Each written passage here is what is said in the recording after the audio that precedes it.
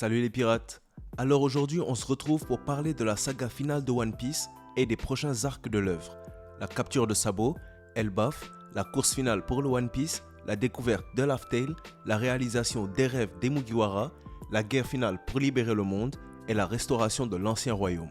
On va parler de tout ça ensemble, du coup restez jusqu'à la fin pour ne rien rater.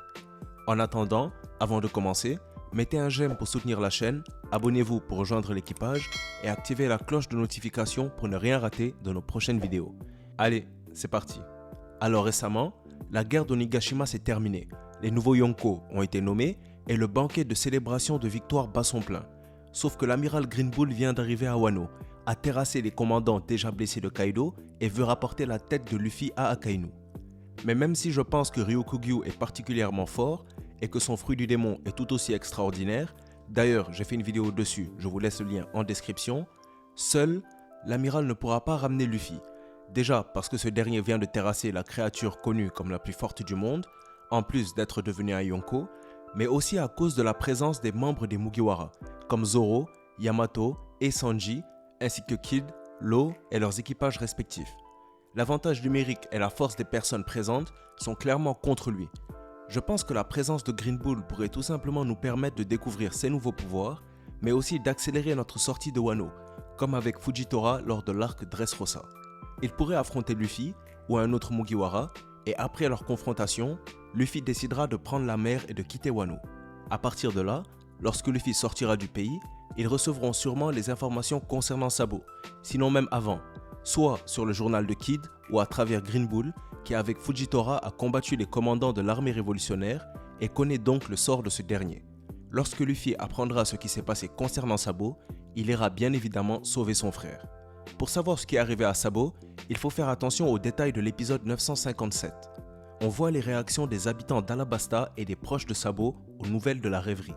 On apprend qu'il y a eu un mort et une tentative d'assassinat. Vu la réaction des habitants d'Alabasta, un membre de la famille royale est probablement mort et c'est sûrement Cobra qui, comme par hasard, au départ d'Alabasta, taquinait Vivi sur sa potentielle mort.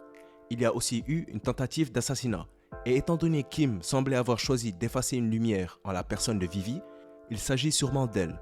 Sabo aurait alors été blâmé pour le meurtre de Cobra et pour la tentative d'assassinat sur Vivi par le gouvernement et aurait été capturé pour être mis à exécution. Il est donc possible que Luffy se rende à Impel Down une seconde fois pour sauver son frère, et des personnages importants pourraient faire leur retour. Bon Clay, qui tout comme Ivankov lors de la première invasion, sera le cuir à l'étage secret d'Impel Down. Doflamingo pourrait faire son retour et s'allier à Luffy comme Crocodile, et Boa pourrait aussi avoir été battue par Kobe, qui aurait alors reçu le rang de vice-amiral pour sa victoire, et elle aurait été capturée en attendant d'être rendue au Dragon Céleste. Luffy pourrait alors la délivrer et elle remplacera Jinbe en tant qu'allié ex-corsaire. Sauf qu'encore une fois, Luffy pourrait arriver trop tard et devra alors se rendre au lieu d'exécution de Sabo pour cette fois sauver son frère et refuser d'en perdre un autre. Cet arc serait une façon pour l'auteur de nous montrer quelque part l'évolution de Luffy en l'opposant une nouvelle fois aux forces de la marine. Cette fois, il arrivera accompagné par son propre équipage, ce qu'il aura délivré d'Impel Down et sa flotte, faisant un parallèle avec Barbe Blanche lors de l'arc Marineford, montrant que Luffy est en effet aujourd'hui méritant du titre d'empereur. On théorise que Barbe Noire pourrait aussi s'y rendre. Après tout, il a dit qu'il voulait s'emparer de quelque chose que la marine pourrait récupérer. On sait que Barbe Noire porte un intérêt au puissant fruit du démon pour lui et les membres de son équipage.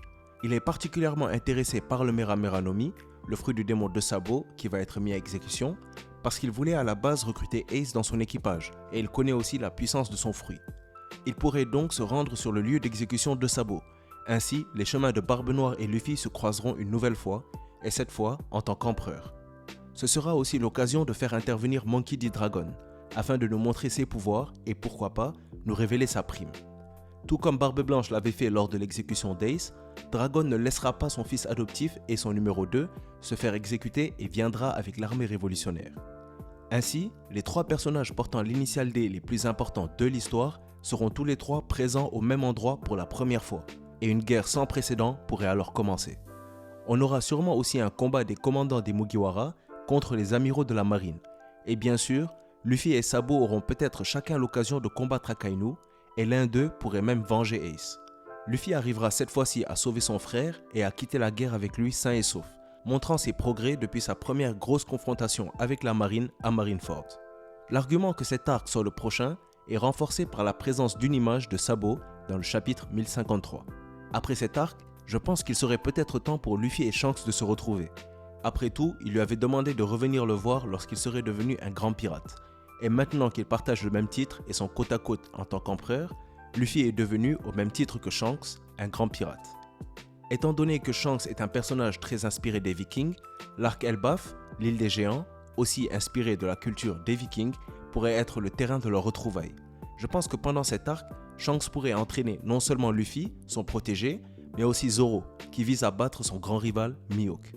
Il pourrait alors les aider à développer leurs différentes formes de haki, mais surtout le haki des rois, avec lequel Shanks semble avoir une affinité particulière. À travers cet entraînement, l'histoire liant Shanks et Mihawk pourrait nous être révélée, ainsi que leur duel et la vraie puissance de Mihawk. Cet arc pourrait être aussi celui d'un retour de Big Mom, dont la mort n'a pas encore été confirmée, et qui partage une histoire particulière avec les géants. Il serait là l'occasion pour Luffy d'accomplir sa promesse de battre Big Mom après avoir battu Kaido, et aussi de boucler l'arc narratif de l'impératrice.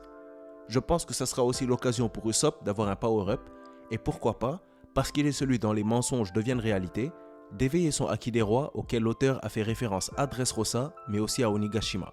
On aura aussi potentiellement un retour de Sogeking. Après cet arc, commencerait la course finale pour le One Piece, la course pour Laugh Tale. Luffy possède déjà 2 road poneglyphes, et il va potentiellement acquérir celui de Kaido bientôt, lui donnant 3 road poneglyphes au total. En ce qui concerne le dernier manquant, il existe une théorie qu'ils sont en fait le trésor du capitaine John, ex-pirate de Rocks, dont la carte était le bracelet que Luffy a offert à Baggy pendant l'arc Impel Down. Ce serait donc là que Baggy, en possession du dernier poneglyphe, pourrait rejoindre Shanks et Luffy, cumulant au total alors les 4 road poneglyphes pour ainsi débloquer la position de l'île de Laugh Tale. Pour accomplir la promesse faite à leur capitaine, Shanks et Baggy pourraient alors se rendre avec leur propre équipage, accompagnés de Luffy, à Laugh Tale pour découvrir le One Piece. Mais ce serait là, sur leur route, que se tiendra Barbe Noire. Pour sauver Luffy et lui permettre de continuer sa route, Shanks affrontera alors ce dernier, dans un combat prédestiné depuis que Teach lui a infligé sa cicatrice à l'œil et qui nous a été teasé depuis leur rencontre à Marineford. Shanks se sacrifiera pendant le combat final contre Barbe Noire, permettant à Luffy de progresser. Sauf que plus tard, Barbe Noire attrapera Luffy et l'informera de la mort de son modèle, causant le conflit tant attendu entre le soleil et les ténèbres, entre celui qui représente la volonté de Roger et celui qui représente celle de Rox, entre Luffy et Barbe Noire. Un combat légendaire entre les équipages du Chapeau de Paille et les pirates de Barbe Noire suivra, dont les Chapeaux de Paille sortiront bien sûr vainqueurs, éliminant alors leur plus coriace opposition. Pendant ce temps, comme à son habitude, Baggy aurait réussi à éviter le conflit et frauder le système, et pourrait être, dans un combat comique, et puisqu'il aura été le premier adversaire de Luffy depuis la création de son équipage, le dernier à l'opposer.